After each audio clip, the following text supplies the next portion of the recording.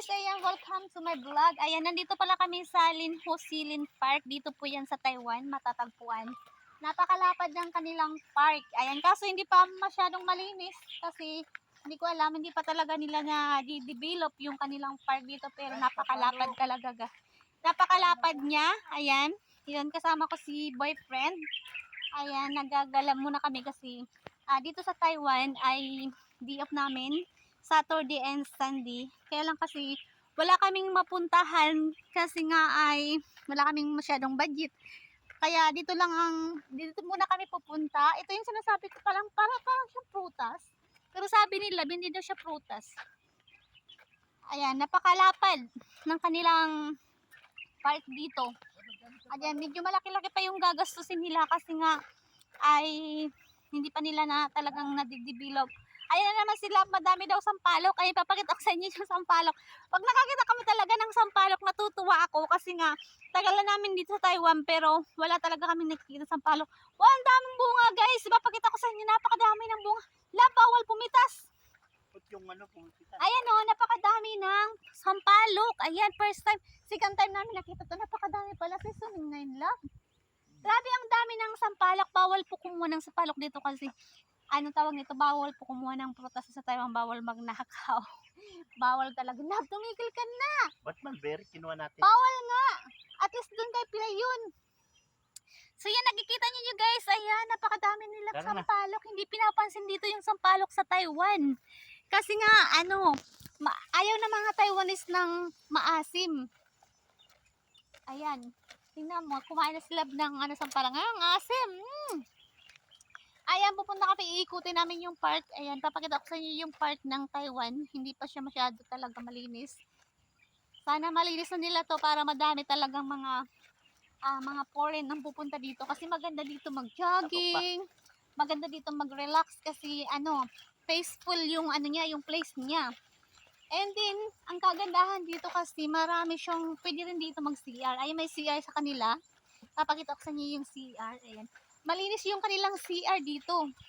Hindi katulad sa atin sa Pilipinas. Hindi ko naman kino-compare. Pero doon sa Pilipinas, may bayad yung CR nila. Kahit saan ka pupunta, pag stop ka sa bus, may bayad yung mga CR. Ayan. Dito sa Taiwan ay wala pong bayad. And libre lang. Sa mga gustong pumunta dito, sa mga bibisita, ayan, libre lang siya guys. Kaya punta kayo dito. Sa mga hindi pa nakakapunta dito, pwede kayong pumunta. Ayan. Medyo kundi lang yung tao kasi nga ay naulan guys. Naulan dito sa amin sa Taiwan. Kaya kundi lang yung tao. Ayan. Nauna na yung aking boyfriend kasi nga ay kumukuha siya ng sampalok. At hindi ko alam kung saan kami pupunta kasi nga ay medyo malapad din siya dito. Malapad yung kanilang park. Ayan, papunta sila sa CR. Ayan, meron din silang tambayan. Ayan, meron silang mga, kung gusto nyong magtambay dyan, ayun si Manong Guard. Umalis na. Ayun si Love. Ang CR nila guys. Ito yung CR nila. Ayan, napakalapad. Ayan, napakalapad ng kanilang, kanilang park. Ayan. So, ipapakita ko sa inyo mamaya guys. Mamaya sa vlog ko. Ipapakita ko sa inyo yung, bali dito, malapad yung pag inikot mo siya dito. Ayan, iikutin mo lang siya. Hindi mo siya kayang ikutin. Kasi nga napakalapad ng kanilang playground. So, ayan guys. Tapos, mamaya dun pupunta kami, dun iikot kami. Mamaya kasi ang oras namin ay, kunti lang yung oras namin. Kaya, pero ipapakita ko sa inyo. Ipapakita ko sa inyo yung mga dadaanan namin. Ayan guys.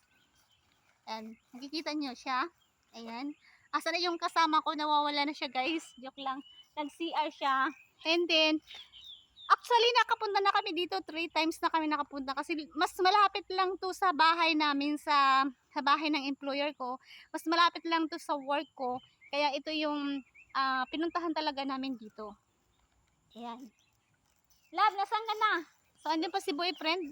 Nag-CR pa siya. And then ako muna yung mag-vlog dito. Ayan. Medyo, mayroon pa doon, may maganda doon guys. Ipapakita ko sa inyo. Ayan, iikutin natin ang buong Taiwan. Ayan, sa susunod namin na dia, pupunta din kami sa kabilang park kapag may, mas maganda din yung park nila doon kasi mayroong mga bilihan ng pagkain. Doon naman sa kabila, kung nakikita nyo ay puro lang mga kahoy. Ayan. Kaya lang siya pero, ito siya yung ano, pag dating mo doon sa dulo, meron namang mga ano din, mga tent, meron din mga cottage at pwede ka doon bumili ng mga milk tea mo. And then, ayan, shout out ko muna yung aking boyfriend. Ayan, naglalakad siya. Magkasama kaming dalawa. Ayan. Ayan si Pugi. Pugi daw siya, sabi niya. Ayan. So, ipapakita siya, kailangan 8 minutes daw, love, yung aking vlog. Para daw laging ano, pag-upload daw ako ng 8 minutes. Ayan guys, nakikita nyo sa vlog ko, ayan, puro nga lang kahoy yung makikita nyo. Pero maganda kasi nga, kung gusto nyo mag-relax dito, pwede kayo makapag-relax kasi nga walang disturbo. Walang gaanong tao. Tapos dun sa kabila, merong siyang, tawag nito, pwede ka maligo dun. Kaso yung parang ano nila, yung daanan nila ng tubig dun eh, parang kanal lang, pero pwede daw maligo dun kasi nakita ko yung mga bata dun. Sapa yun. Nag-ano sila, naglalaro sila ng tubig, naligo sila dun guys. Kaso wala kaming baong damit, kaya ang ginawa namin ngayon ay ito lang, lakad-lakad lang muna kami. Ayan, yun ang aming ginagawa ngayon. Kasi inaantay na lang namin yung oras ng uwian namin.